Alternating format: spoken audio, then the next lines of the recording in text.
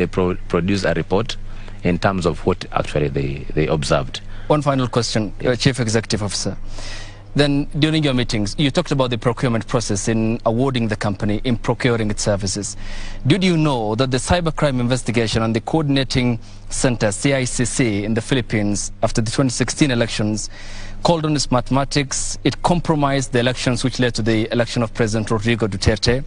Did you know that in Uganda, the biometric voter kits failed, forcing the election officials to revert to the manual voter system? Did you know that in Venezuela, in Latin America in 2017, its mathematics on its own acknowledged that the turnout voter figures were manipulated by at least 1 million voters? Did you establish this before you awarded the contract?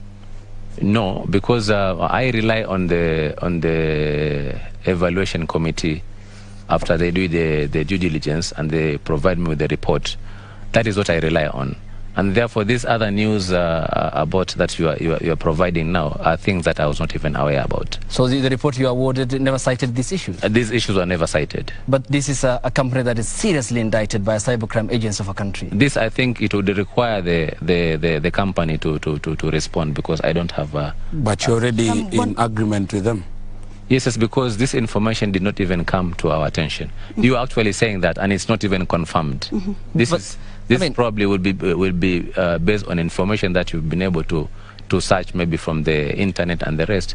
And I think it would be proper at this particular time if this question can be actually directed to the respective company for them. No. I cannot speak on their behalf.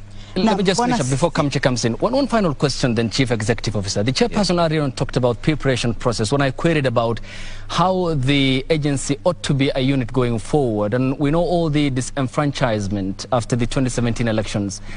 You had 5 years before you procured this company. You never did due diligence. I mean, elections in Kenya have high stakes, and we're heading into a consequential elections that will determine the next president of this country and across all the elected positions. I mean, this is, in the understanding of many Kenyans, you not doing your job.